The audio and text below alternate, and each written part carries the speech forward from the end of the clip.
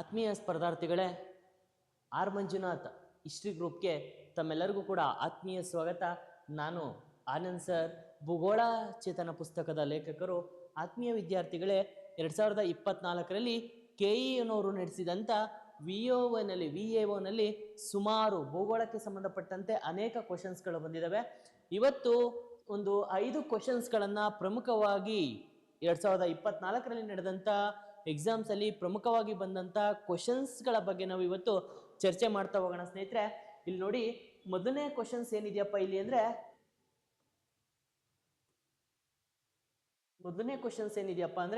ಇಲ್ಲಿ ಭೂಗೋಳಕ್ಕೆ ಸಂಬಂಧಪಟ್ಟಂತೆ first question ಏನಿದೆಯಪ್ಪ ಅಂದರೆ, ಸೊ ಇಲ್ಲಿ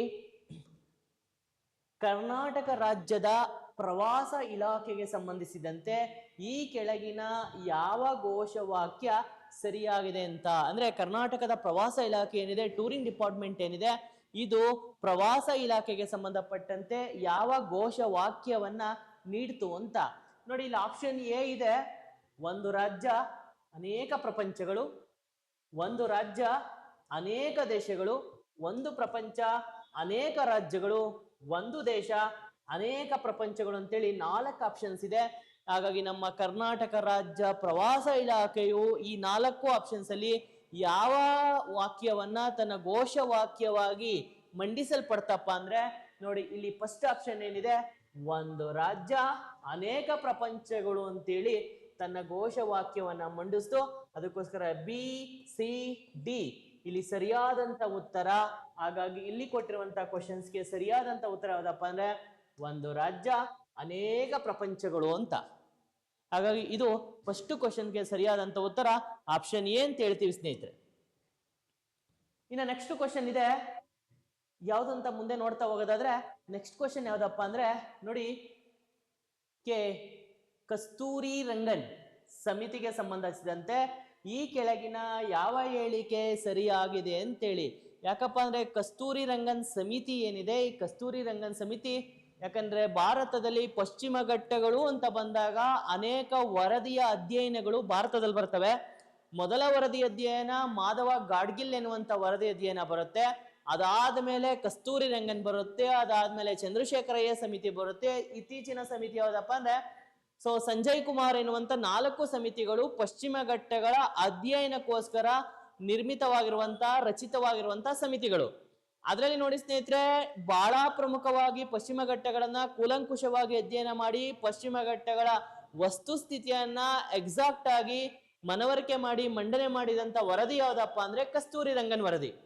ಸೊ ಈ ಕಸ್ತೂರಿ ರಂಗನ್ ವರದಿಯನ್ನ ಆಧಾರವಾಗಿಟ್ಟುಕೊಂಡು ಇಲ್ಲಿ ಯಾವ ಹೇಳಿಕೆಗಳು ಸರಿಯಾಗಿವೆ ಅಂತೇಳಿ ನಾವು ಮಾತಾಡೋದಾದ್ರೆ, ಮೊದಲನೇ ಸ್ಟೇಟ್ಮೆಂಟ್ ಹೇಳ್ತಾ ಇದೆ ನೋಡಿ, ಈ ಸಮಿತಿಯನ್ನ 2022ರಲ್ಲಿ ರಚಿಸಲಾಯಿತು ಅಂತ ಹೇಳಿದೆ. ಹಾಗಾಗಿ ನೋಡಿ, ಈ ಸಮಿತಿಯನ್ನ 2022ರಲ್ಲ ರಚಿಸಿದ್ದು, ಈ ಸಮಿತಿಯನ್ನ 2012ರಲ್ಲಿ ರಚಿಸಲಾಯಿತು. ಹಾಗಾಗಿ ನೋಡಿ, ಫಸ್ಟ್ ಸ್ಟೇಟ್ಮೆಂಟ್ ತಪ್ಪಿದೆ.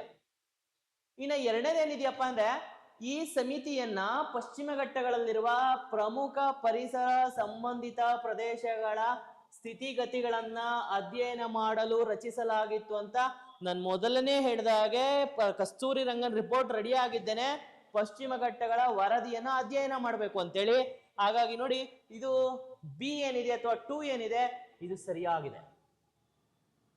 ಇನ್ನು ಮೂರನೇ ಸ್ಟೇಟ್ಮೆಂಟ್ ಇದೆ, ಕಸ್ತೂರಿ ರಂಗನ್ 2012ರಲ್ಲಿ ವರದಿಯನ್ನ ರೆಡಿ ಮಾಡ್ತಾರೆ, 2013ರಲ್ಲೇ ಇದನ್ನ ಸರ್ಕಾರಕ್ಕೆ ಸಬ್ಮಿಟ್ ಮಾಡ್ತಾರೆ. ಸೊ ಇಲ್ಲಿ ಕ್ವಶನ್ಸ್ ಏನಿದೆಯಪ್ಪ ಅಂದ್ರೆ, ಮೂರನೇದೇನಿದೆ ಅಂದ್ರೆ, ಕರ್ನಾಟಕ ಸರ್ಕಾರವು ಸೆಪ್ಟೆಂಬರ್ 24ರಲ್ಲಿ ಕಸ್ತೂರಿ ರಂಗನ್ ಸಮಿತಿಯ ವರದಿಯನ್ನ ಅಂಗೀಕರಿಸಿತು ಅಂತ ಇದೆ. ನಿಮಗೆ ಒಂದು ಮೈಂಡ್ ಅಲ್ಲಿ ಇರ್ಲಿ, ಕರ್ನಾಟಕ ಇವರ ವರದಿಯನ್ನ ಇಲ್ಲಿವರೆಗೂ ಸಹ ಅಂಗೀಕರಿಸಿಲ್ಲ. ಹಾಗಾಗಿ ಇಲ್ಲಿ 24 ಪ್ರಶ್ನೆನೇ ಬರಲ್ಲ. ಕರ್ನಾಟಕ ಸರ್ಕಾರವು ಕಸ್ತೂರಿ ರಂಗನ್ ವರದಿಯನ್ನ ಅಂಗೀಕರಿಸಿಲ್ಲ. ಹಾಗಾಗಿ ಮೂರನೇ ಸ್ಟೇಟ್ಮೆಂಟ್ ಕೂಡ ತಪ್ಪಿದೆ. ಹಾಗಾಗಿ ಇಲ್ಲಿ ಸರಿಯಾದಂತ ಉತ್ತರ ಯಾವುದು ಅಂತ ಬಂದಾಗ ನೋಡಿ, ಬಿ ಮಾತ್ರ ಸರಿಯಾಗಿದೆ.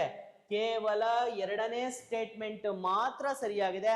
ಸೊ ಕಸ್ತೂರಿ ರಂಗನ್ ಸಮಿತಿ ಪಶ್ಚಿಮ ಘಟ್ಟಗಳ ವರದಿಯ ಅಧ್ಯಯನದ ಸಮಿತಿ. ಅದಕ್ಕೋಸ್ಕರ ಇದು ತಪ್ಪು. ಇಲ್ಲಿ ಕೊಟ್ಟಿರುವಂತ ಕ್ವಶನ್ಗೆ ಬಿ ಸರಿಯಾದಂತ ಉತ್ತರ ಅಂತೇಳಿ ಕನ್ಸಿಡರ್ ಮಾಡ್ತೀವಿ. ಓಕೆ. ಸೊ ನೆಕ್ಸ್ಟ್ ಮುಂದೆ ಹೋಗೋಣ. ಹಾಗಾದ್ರೆ ಮುಂದಿನ ಕ್ವಶನ್ಸ್ ಯಾವ್ದಪ್ಪ ಅಂದ್ರೆ ಮುಂದಿನ ಕ್ವಶನ್ಸ್ ಯಾವ್ದು ಅಂತ ನಾವು ಚರ್ಚೆ ಮಾಡ್ತಾ ಹೋಗೋದಾದ್ರೆ ನೋಡಿ ಸ್ನೇಹಿತರೆ, ಮುಂದೆ ಇದೆ ಕ್ವಶನ್ ಯಾವ್ದಪ್ಪ ಅದು ಅಂದ್ರೆ ಬುಡಕಟ್ಟು ಜನಾಂಗಗಳಿಗೆ ಸಂಬಂಧಪಟ್ಟಂತೆ ಇಲ್ಲಿ ಈ ಕೆಳಕಂಡ ಪ್ರದೇಶಗಳ ಪೈಕಿ ಯಾವ ಬುಡಕಟ್ಟು ತೋಡ ಎನ್ನುವಂತ ಬುಡಕಟ್ಟು ಮೂಲ ವಾಸಸ್ಥಾನ ಯಾವುದು ಅಂತೇಳಿ. ಯಾಕಂದ್ರೆ ಬುಡಕಟ್ಟು ಜನಾಂಗಗಳು ಅಂತ ಬಂದಾಗ ಇವತ್ತಿನ ಎಲ್ಲ ಕಾಂಪಿಟೇಟಿವ್ ಎಕ್ಸಾಮ್ ಅಲ್ಲಿ ಬುಡಕಟ್ಟುಗಳ ಮೇಲೆ 1 ರಿಂದ 2 ಕ್ವಶನ್ ಇದ್ದೇ ಇರುತ್ತೆ. ಅದು ಪ್ರಪಂಚದ ಬುಡಕಟ್ಟು ಇರ್ಬೋದು, ಕರ್ನಾಟಕ ಇರ್ಬೋದು, ಭಾರತ ಇರ್ಬೋದು. ಸೊ ಹಾಗಾಗಿ ಇಲ್ಲಿ ಕೊಟ್ಟಿರುವಂತ ಆಪ್ಷನ್ 2024 VA1 ಅಲ್ಲಿ ಕೇಳಿರುವಂತ ಕ್ವಶನ್ ತೋಡಾ ಎನ್ನುವಂತ ಟ್ರೈಬಲ್ ಪೀಪಲ್ ಎಲ್ಲಿ ಕಂಡು ಬರುತ್ತೆ ಅಂತ. ಆಪ್ಷನ್ ಎ ಕುಮಾಹು ಬೆಟ್ಟಗಳು, ನೀಲಗಿರಿ ಬೆಟ್ಟಗಳು, ಕಾಸಿ ಬೆಟ್ಟಗಳು, ಗಟ್ರಾಲ್ ಬೆಟ್ಟಗಳು ಅಂತ. ಹಾಗಾಗಿ ಈ ಒಂದು ಕ್ವಶನ್ಸ್ಗೆ ಸರಿಯಾದಂತ ಉತ್ತರ ಯಾವ್ದಪ್ಪ ಅಂದ್ರೆ ನೀಲಗಿರಿ ಬೆಟ್ಟಗಳಲ್ಲಿ ತೋಡಾ ಎನ್ನುವಂತ ಟ್ರೈಬಲ್ ಪೀಪಲ್ ನಮ್ಗೆ ಕಂಡು ಬರೋದಿಲ್ಲಪ್ಪ ಅಂದ್ರೆ ಎಲ್ಲಿ ಕಂಡು ಬರುತ್ತೆ ಅಂದ್ರೆ ನೀಲಗಿರಿ ಬೆಟ್ಟದಲ್ಲಿ ಕಂಡು ಬರುತ್ತೆ. ಅದಕ್ಕೋಸ್ಕರ ಸರಿಯಾದಂತ ಉತ್ತರ ಅಂತೇಳಿ ನಾವು ಬಿ ನ ಕನ್ಸಿಡರ್ ಮಾಡ್ತೀವಿ. ನೆಕ್ಸ್ಟ್ ಸ್ನೇಹಿತರೆ, ಸೊ ಇದಾದ ಮೇಲೆ ಮುಂದೆ ನಾವು ಮಾತಾಡೋದಾದ್ರೆ ಮುಂದಿನ ಕ್ವಶನ್ಸ್ ಬಗ್ಗೆ ನಾವು ಮಾತಾಡೋದಾದ್ರೆ ನೋಡಿ ಇಲ್ಲಿ ಕಾಣ್ತಾ ಇದೆ ಕ್ವಶನ್ ಏನಪ್ಪಾ ಅದಂದ್ರೆ ಬೀಚ್ ಗಳಿಗೆ ಸಂಬಂಧಪಟ್ಟಂತೆ ಇದೆ. ಫಸ್ಟ್ ಭಾಗದಲ್ಲಿ ಎ ಭಾಗದಲ್ಲಿ ನೋಡಿ Padubidri beach, half moon beach, Devbagh beach, Thannirbhavi beach ಅಂತ ಒಂದು ಸೈಡ್ ಅಲ್ಲಿ ಇದ್ರೆ ಮತ್ತೊಂದು ಸೈಡ್ ಅಲ್ಲಿ ಯಾವ ಭಾಗದಲ್ಲಿ ಈ ಬೀಚ್ ಗಳಿದೆ ಅಂತೇಳಿ ನೋಡಿ ಗೋಕರ್ಣ, ಉಡುಪಿ, ಮಂಗಳೂರು, ಕಾರವಾರ ಅಂತ ಆನ್ಸರ್ ಇದೆ. ಹಾಗಾದ್ರೆ ನೋಡಿ ಇಲ್ಲಿ ಪಡುಬಿದ್ರೆ ಬೀಚ್ ಅಂತ ಬಂದಾಗ ಇದು ಸಹಜವಾಗಿನೇ ನಮ್ಗೆ ಉಡುಪಿ ಜಿಲ್ಲೆನಲ್ಲಿ ಕಂಡು ಬರುತ್ತೆ. ಹಾಗಾಗಿ ಇದು ಸರಿಯಾದಂತ ಉತ್ತರ. ಇನ್ನ ಹಾಫ್ ಮೂನ್ ಬೀಚ್ ಎಲ್ಲ ಬರುತ್ತೆ ಅಂತ ಬಂದಾಗ ಉತ್ತರ ಕನ್ನಡ ಜಿಲ್ಲೆಯ ಗೋಕರ್ಣದಲ್ಲಿ ಬರುತ್ತೆ. ಇದು 1, ಇದು 2. ಇನ್ನ ನೆಕ್ಸ್ಟ್ ಅದಾದ್ಮೇಲೆ ಮೂರನೇದು ದೇವಬಾಗ್ ಬೀಚ್ ಎಲ್ಲಿ ಬರುತ್ತೆ ಅಂತ ಬಂದಾಗ ಇದು ಸಹಜವಾಗಿನೇ ಕಾರವಾರದಲ್ಲಿ ಬರುತ್ತೆ. ಅದಕ್ಕೋಸ್ಕರ 3 ಇದಕ್ಕೆ ಸರಿಯಾದಂತ ಉತ್ತರ. ಇನ್ನು 4ನೇದು ಬಂದು ಬೀಚ್ ಹೆಸರು ತಣ್ಣೀರುಬಾವಿ ಬೀಚ್. ಇದು ಸಹಜವಾಗಿ ದಕ್ಷಿಣ ಕನ್ನಡ ಜಿಲ್ಲೆಯ ಮಂಗಳೂರಲ್ಲಿದೆ. ಅದಕ್ಕೋಸ್ಕರ ಇದು 4 ಸರಿಯಾದಂತ ಉತ್ತರ. ನೋಡಿ ಇದು ಮ್ಯಾಚ್ ಕರೆಕ್ಟ್ ಆಗಿದೆ. ಹಾಗಾದ್ರೆ ಇದನ್ನ ಆಧಾರವಾಗಿಟ್ಟುಕೊಂಡು ಸರಿಯಾದಂತ ಉತ್ತರ ಯಾವುದು ಅಂತ ಬಂದಾಗ ನೋಡಿ ಪಡುಬಿದ್ರೆ ಬೀಚ್ 1ಕ್ಕೆ ಆ ಉಡುಪಿನಲ್ಲಿದೆ, 2ನೇದು ಹಾಫ್ ಮೂನ್ ಬೀಚ್ ಗೋಕರ್ಣ, ಇನ್ನ 3ನೇದು ದೇವಬಾಗ್ ಬೀಚ್ ಅಂತ ಬಂದಾಗ ಇದು ಸಹಜವಾಗಿನೇ 3ನೇದು ನೋಡಿ ಕಾರವಾರಕ್ಕೆ ಬರುತ್ತೆ. ಇನ್ನ 4ನೇದು ಬಂದಾಗ ತಣ್ಣೀರುಬಾವಿ ಮಂಗಳೂರಲ್ಲಿದೆ. ಹಾಗಾಗಿ ಈ ಕೊಟ್ಟಿರುವಂತ ಕ್ವಶನ್ಸ್ ಅನ್ನ ಆಧಾರವಾಗಿ ಇಟ್ಟುಕೊಂಡು ಅನಾಲಿಸಿಸ್ ಮಾಡಿದಾಗ 4ನೇ ಕ್ವಶನ್ಸ್ಗೆ ಸರಿಯಾದಂತ ಉತ್ತರ ಆಪ್ಷನ್ ಸಿ ಸರಿಯಾದಂತ ಉತ್ತರ ಅಂತ ಹೇಳ್ತೀವಿ. ಇದಾದ್ಮೇಲೆ ಮುಂದಿನ ಕ್ವಶನ್ಸ್ ಬಗ್ಗೆ ನಾವು ಮಾತಾಡೋದಾದ್ರೆ ಸ್ನೇಹಿತರೆ ಇಲ್ಲಿ ನೋಡಿ ಮುಂದಿನ ಕ್ವಶನ್ ಏನಿದೆಯಪ್ಪ ಅಂದ್ರೆ ಇದು ಪ್ರತಿಪಾದನೆಯೇ ಕಾರಣ ಆರ್ ಅಂತ ಇದೆ. ಈ ರೀತಿ ಕ್ವಶನ್ಸ್ಗಳು ಜಾಸ್ತಿ ಬರ್ತಾ ಇದಾವೆ. ಸೊ ಹಾಗಾಗಿ ಇದನ್ನ ನಾವು ಕ್ವಶನ್ಸ್ ಅನ್ನ ಓದೋದಾದ್ರೆ ನೋಡಿ ರಾಯಚೂರು, ಬಳ್ಳಾರಿ ಮತ್ತು ವಿಜಯನಗರ ಪ್ರದೇಶಗಳು ಹತ್ತಿ ಬೆಳೆಗೆ ಪ್ರಸಿದ್ಧವಾಗಿದೆ ಅಂತೇಳಿ ಪ್ರತಿಪಾದನೆ ಇದೆ. ಇದಕ್ಕೆ ಕಾರಣ ಈ ಪ್ರದೇಶವು ತುಂಗಭದ್ರಾ ಯೋಜನೆಯ ಕಾಲುವೆ ನೀರಾವರಿಯಿಂದ ಸಮೃದ್ಧವಾಗಿದೆ ಅಂತ ಇದೆ.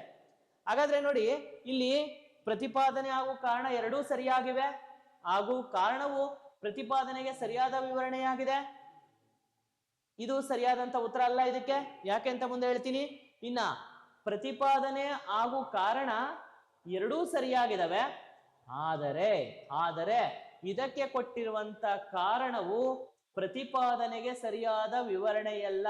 ಯಾಕಪ್ಪ ಅಂದ್ರೆ ಇಲ್ಲಿ ಹತ್ತಿ ಬೆಳೆ ಮತ್ತು ಪ್ರಮುಖವಾಗಿ ಈ ಜಿಲ್ಲೆಗಳಲ್ಲಿ ಬೆಳೀತಾರೆ.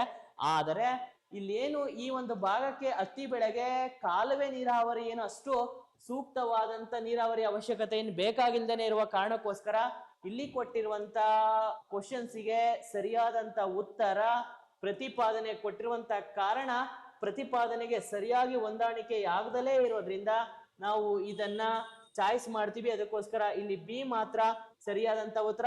ಇನ್ನ ಸಿ ಮತ್ತು ಡಿ ಬಗ್ಗೆ ನಾವು ಚರ್ಚೆ ಮಾಡೋ ಅವಶ್ಯಕತೆ ಇಲ್ಲ. ಹಾಗಾಗಿ 5ನೇ ಕ್ವಶನ್ಸ್ಗೆ ಸರಿಯಾದಂತ ಉತ್ತರ ಅಂತೇಳಿ ನಾವು ಬಿ ನ ಕನ್ಸಿಡರ್ ಮಾಡ್ತೀವಿ ಸ್ನೇಹಿತರೆ. ಹಾಗಾಗಿ ಸರಿಯಾದಂತ ಉತ್ತರ ಬಿ ಅಂತ ಹೇಳ್ತಾ ಸೊ ಇವತ್ತಿನ ಪ್ರಮುಖವಾದಂತ 5 ಕ್ವಶನ್ಸ್ಗಳ ತರಗತಿಯನ್ನ ಮುಗಿಸ್ತಾ ಇದ್ದೀನಿ. ಸೊ ಮುಂದೆ ಡೈಲಿ ಕೂಡ ಪಾರ್ಟ್ 1, ಪಾರ್ಟ್ 2, ಪಾರ್ಟ್ 3 ಅಂತೇಳಿ ನಿಮ್ಮ ಮುಂದೆ ಕ್ವಶನ್ಸ್ಗಳನ್ನ ನಾನು ಚರ್ಚೆ ಮಾಡ್ತಾ ಹೋಗ್ತಿದ್ದೀನಿ. ಸೊ ಎಲ್ಲರಿಗೂ ಶುಭವಾಗಲಿ. Thank you so much.